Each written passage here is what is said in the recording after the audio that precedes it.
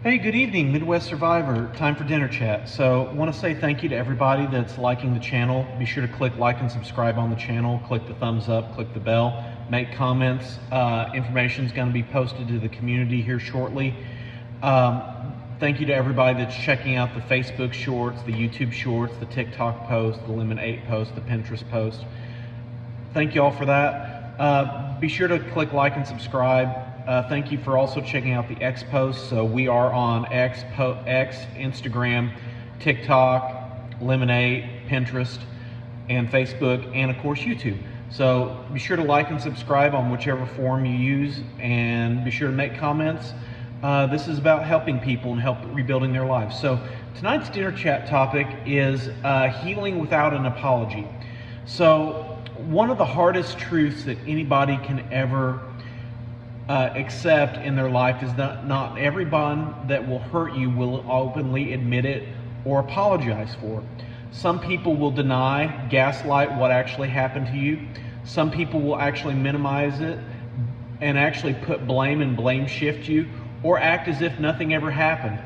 And you may spend years waiting for an apology that never comes. But your healing demands on if your healing depends on someone else's apology, you're giving them control over your present and your future.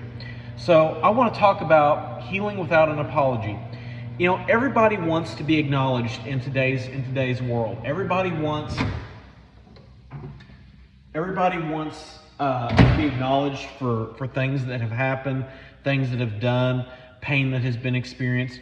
But sometimes words just never come. And that doesn't mean that what happened to you wasn't minimal, what happened to you wasn't real, that your pain that you experienced wasn't real. It just means that the words just didn't come. So here's some reasons why some people just never apologize. And there's many reasons, but here are just a few of them. The number one reason is pride. Pride is a very, very big reason, because people don't want to admit that they have failed. They don't want to admit they made mistakes. They don't want to admit that there's something within them that has failed.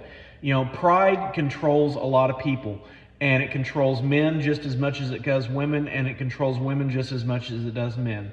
Pride is a feeling and emotion that doesn't know gender, race, color, creed, whatever. Number two is fear of accountability. Accountability is a big word in today's mindset, and it's a word that a lot of people don't want to hear. They don't want to be accountable. They don't want to know. They don't want to be responsible. They don't want to feel like they're responsible for anything, their emotions, their actions, their choices, whatever the case may be. They fear accountability. Now, I'll just use, for example, hey, listen, a couple weeks ago, I made a mistake on my job, and I had to make a phone call today to get some issues resolved. And one of the guys on the phone made the statement, well, the guy who was doing the install should have said blank. Well, rather than just being quiet and saying, I immediately piped up and said, hey, listen, I was the guy that did the install. It's my responsibility. And I can't tell you how quiet and how amazed that people were that I took on the accountability. Number three is shame. People get ashamed of their choices and their mistakes. Shame is a very, very strong emotion, and it can be a crippling, paralyzing emotion. A lot of people allow shame to control their emotions and control them from making things right. Number four is emotional immaturity. So many people think that their opinion is the only one that matters. Their feelings are the only one that matters. Their thoughts, their ideas, their perceptions are all that matters. That is immature. That is emotional immaturity. Whenever you think that your feelings and your emotions are the only ones that matter, that is emotional immaturity. When you feel or say that your feelings and that what you have said and done is the only opinion that matters, that is emotional immaturity. Number five, they don't feel like they did anything wrong. That is delusion. That is strong delusion. I have seen it in my family multiple times. being right is the absolute hallmark of my family. Is it doesn't matter what it takes. You've got to be right. You've got to be right. You've got to be on top of things. You've got to be this. You've got to be that. They strongly cannot accept the fact that they did anything wrong. And finally, the last one, they care more about protecting their image than repairing the relationship. I've witnessed this and experienced this firsthand. My parents care more about their image with other people than they do the own family, or repairing any relationship that could have been broken or hurt by by apologizing. It's all about the image. It's all about what they've got, who they are, and what they've done. It's all about their image. That was drilled into me whenever I was a young child. You can't make me look bad. You can't do this because it'll make me look bad. Well, that's worshiping your image and worshiping your own image. So whatever the reason, it's something that you cannot control what other people think or what other people do. And waiting can keep you stuck forever. Many people put their lives on complete hold, waiting for closure, waiting for that apology. You know, the common phrase is, well, I'll move on when they apologize. I'll heal when they admit what they did. Unfortunately, that day for most people will never come. I can honestly say that I've put my life on hold, waiting on apologies. But I can tell you right now, I don't put it on hold anymore, because here's the thing: I've got more of my life ahead of me. I've got more of my life behind me than I do ahead of me, and I can no longer wait for people to apologize for me. And I've come to the conclusion and the realization, those days aren't never going to come for me. So I've got to make a choice to live and realize that people have messed up and hurt me and damaged me in ways, and I am no longer going to wait for any apology or the acknowledgement of that hurt. The longer we wait for someone else to change, the longer we delay our own healing. And I'm here to say, I'm not going to delay my healing any longer. I'm going to heal. And if I have to heal by myself, I will heal by myself. Closure doesn't always come from them. Real closure comes from accepting reality. It comes from saying, this happened and it was wrong. This happened and it hurt me. I can't change what happened, but I can change who I am right now, and I can choose to move forward. That's the kind of healing that comes from within, not from empty words of somebody that may hurt you the next time or the next week or the next month or the next year. Forgiveness isn't approval. Forgiving someone doesn't mean that they were right. Forgiving someone doesn't mean that what they did was okay.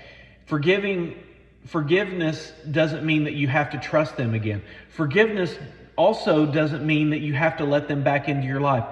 Sometimes forgiveness simply means refusing to let bitterness and the past control your future. And I'm here to tell you today, I have come to this realization myself that I can be bitter or I can be better, and I choose to be better. And if people want to live in their bitterness and try to vomit that stuff on me, they've got another thing coming, because I refuse to accept it. I refuse to accept the pain and the hurt of the past and the bitterness no longer. So here's some things that will help you heal as well. Protect your peace. You know, if you have to cut off every person in your life because they are bitter and toxic and negative and hateful, then do that. I mean, I've had to do that. I've had to cut off family members, close friends. The only people I'm really close to is my girlfriend and the people I work with, and that's it. My peace is valuable to me, and I don't care what it costs me. Healing without an apology requires boundaries. You've got to set those boundaries, and sometimes the healthiest decision is putting physical distance between you and people, and not out of revenge, not out of anger, not out of vengeance, but out of self-respect. You can love people, and I still love my family. I still love certain people in my life, friends and acquaintances that I used to meet. There are some people I do not love, but I do love my family, you know, my parents and vice versa. But I'm choosing to love them at a distance to protect my peace.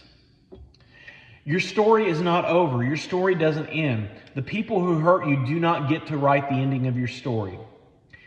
Let me repeat that. The people and the circumstances who hurt you do not get to write the ending of your story. Only you get to write the ending of your story. Every healthy decision you make, every boundary you set, every step towards healing is proof that your future is bigger than your past. So, if you've been waiting for someone to apologize, maybe tonight is the night that you stop waiting. Not because what happened didn't hurt, not because what happened didn't matter, not because what happened didn't have an effect on you, but because your life and your peace matters more than an apology that you may never receive. Don't let someone else's toxic dysfunction, manipulation, gaslighting behaviors someone else's refusal to take responsibility keep you from becoming the person that you have always meant to be. You're stronger, you're healthier, and you're a better person than the person who hurt you. Healing is possible even without an apology. So here's something to ponder on. Have you ever had to heal without receiving an apology you deserve? And what helped you to move forward? Well, I can honestly say, and this is just me, I have had to heal without receiving an apology. And what helped me move forward was distance. Distance from people that had hurt me, that tried to force their perceptions on me, on how I needed to live my life. So Midwest Survivor, I want you to get healthy. I want you to stay healthy. I want you to be healthy. I want you to get strong, stay strong, and be strong.